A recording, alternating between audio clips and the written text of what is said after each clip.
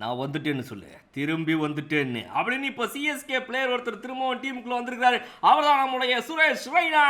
Done done done done. சின்ன தலை திரும்ப வந்துட்டாரா? Right, okay. அப்போ தலை வந்துட்டு நம்மளுடைய 4லேயே திரும்ப வந்து ஆட சொல்லுங்க. ஒரு பழைய மாதிரி நம்பர் 3ல சின்ன தலை ஆடட்டும். சின்ன தலை என் தலை, அப்புறம் தளபதி வேற வந்துடுவார். ஐயோ கடவுளே, டீம் சூப்பர் ஆகுது அப்படின்னு சந்தோஷப்பட்டீங்க அப்படின்னா ஒரு நிமிஷம் இருங்க, பொறுங்க. அவசரப்படக்கூடாது. இதுக்கு தான் அவசரமே படக்கூடாதுங்கிறது.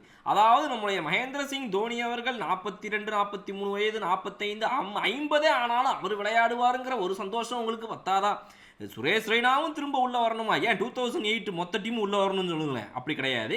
சின்னத்தலை அவர்கள் டீமுக்குள்ள வராரு, ஆனா கோச்சாக திரும்ப வருகிறார். ஒரு சிஎஸ்கே பிளேயர் நீங்க வெளியே என்னுடைய கோச்சிங் டீம்ல இருந்து தூக்கிட்டேன்னா இன்னொரு சிஎஸ்கே பிளேயரை என்னால் கூட்டிட்டு வர முடியாது நினைச்சிட்டியா அப்படின்னு இன்னைக்கு உள்ள வந்திருக்கவர் தான் நம்மளுடைய சுரேஷ் ரெய்னா. வெளியே போனவர் யாருன்னீங்கன்னா, செப்டம்பர் மாதம் போட்டீங்களே ஒரு ட்வீட்டு அப்படின்ற மாதிரி நமக்கு இப்போ ஞாபகம் வருது இல்லையா?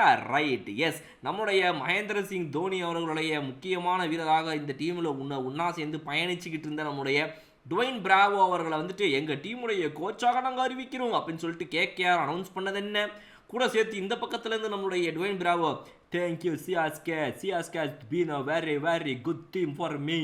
I think CSK MI and every team have been அப்படி தலைவரே என்ன தேங்க்யூ நோட்டு போட்டீங்க அதுக்குள்ளே அச்சோ அப்படின்னு சொல்லி நம்ம வந்து சோகமாக பற்றி அனுப்பி வச்சோம். 2025 ஐபிஎலுக்கு அங்கே போயிட்டு வாங்கன்னு சொல்லி அவர் அங்கே போய் சேர்றதுக்குள்ளேயே இங்கே இன்னொரு அக்ரிமெண்ட்டை நம்மளும் சைன் பண்ணுவோம்டா அப்படின்னு சொல்லி இன்றைக்கி சிஎஸ்கே எடுத்துருக்கிற இந்த முயற்சி தான் வந்துட்டு நம்மளுடைய சின்னத்தலை அவர்களை வந்துட்டு அஃபிஷியலாக இன்னும் அனௌன்ஸ் பண்ணலை.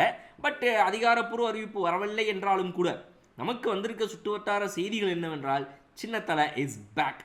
டீமுடைய ஃபீல்டிங் கோச் அவர் தான் அப்படின்னு சொல்லி. ஸோ நீ ஒரு கோச்சை எடுத்துக்க, என்னுடைய பவுலிங் கோச்சை, ஃபீல்டிங் கோச்சை நான் வச்சுக்கிறேன் புதுசாக கொண்டு வந்து அப்படின்னு சொல்லி தான் இன்னைக்கு சின்னத்தலையை உள்ள இறக்கி இருக்கிறாங்க. ஐபிஎல் 2025க்கு மக்கள் எல்லாருமே ரெடி ஆகிட்டு இருக்கிற இந்த நேரத்தில் இன்னொரு மேட்ரு பார்த்தீங்க அப்படின்னா, இந்த பக்கம் நம்முடைய மகேந்திர சிங் தோனி அவர்கள் வந்துட்டு சென்னை சூப்பர் கிங்ஸுடைய மஞ்சள் கலரில் ஒரு ஜெர்சியை போட்டுக்கிட்டு ஒரு ஆட் ஷூட் பண்ணும்போது தான் இன்னைக்கு சண்டே அதுமா வந்துட்டு இந்த பாகிஸ்தான் இந்தியா மேட்ச் நடந்துகிட்டு இருந்திருக்கு.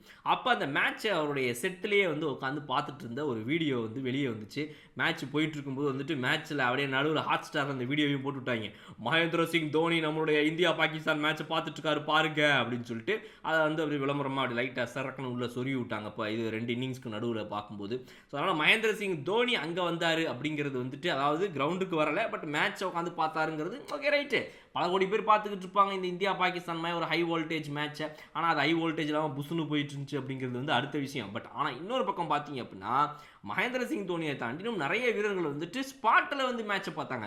ஷாயித் அஃப்ரிடி என்னும் பாகிஸ்தானுடைய கிரேட்டாக இருக்கட்டும், நம்ம இந்தியன் டீமில் வந்து யங்ஸ்டர்ஸாக இருக்கக்கூடிய திலக் வர்மாலேருந்து ஆரம்பித்து ரீசெண்டாக வந்துட்டு இன்ஜுரினால இந்த டோர்னமெண்ட்டை விளாட முடியாமல் வெளியே போன பும்ரா அவர்கள் வந்துட்டு எல்லாருமே வந்திருந்தாங்க. ஷிகார் தவான் வந்திருந்தார். தொடையில தட்டு வானத்தை காட்டு அப்படின்னு சொல்லி நம்ம ஷிகார் தவான் ஏற்கனவே அவர் முதல் மேட்ச்சுக்கு வந்திருந்தார். எல்லாருக்குமே தெரியும், பங்களாதேஷ் மேட்ச்சுக்கு வந்துட்டு போயிருந்தார். இந்த மேட்ச்சுக்கு வந்துட்டு அப்போ தலைவன், ஹலோ கைஸ் எப்படி இருக்கீங்க, என்னடா டீமில் இல்லை ஆனால் அடிக்கடி டெய்லி வந்துட்டு இருக்கீங்க என்ன அப்படின்னோடனே கூப்பிட்டுருக்காங்க மாப்பிள்ள சாம்பியன்ஸ் ட்ராஃபிக்கு நம்மளை தான் வந்துட்டு சீனியர் பிளேயருங்க, வாங்க கப்பை தூக்கி வைக்கிறதுக்குலாம் நீங்கள் தான் வந்து ரெப்ரஸன்டேட்டிவ்னு கூப்பிட்டாங்க வந்தேன் அப்படின்னு சொல்லி நம்முடைய ஷிகார் தவான் அவர்கள் வந்ததாக இருக்கட்டும்.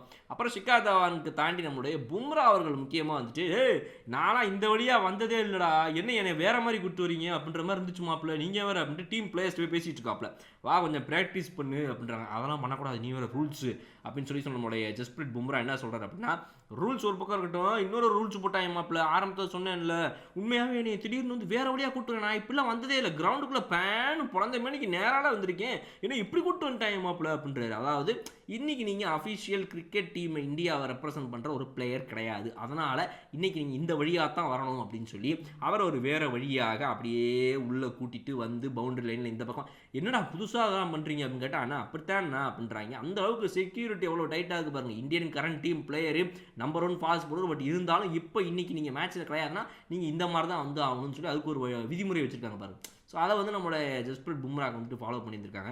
ஸோ அதெல்லாம் வந்துட்டு இவர் நீங்கள் பகிர்ந்துக்கிட்டார். ஸோ இந்த மாதிரி நிறைய விஷயங்கள் வந்து இந்த மேட்சை சுற்றி நடந்துச்சு. நீங்கள் இந்த இந்தியா வர்சஸ் பாகிஸ்தான் மேட்ச்சில் வந்து எந்தெந்த விஷயங்களை வந்து இந்த மாதிரி கிரவுண்டில் நடந்த சம்பவங்கள் மேட்ச் சம்மந்தப்பட்டதுன்றது இல்லாமல் வெளியே இன்னும் என்னென்ன விஷயங்கள்லாம் வந்து நீங்கள் ரசிச்சிங்க அப்படின்றது கமெண்ட் செக்ஷனில் சொல்லுங்கள். இன்னும் சூப்பரான வீடியோ நான் வந்து பார்க்குறேன். அது வரை உங்களிடம் விருது உங்கள் படம். Okay bye.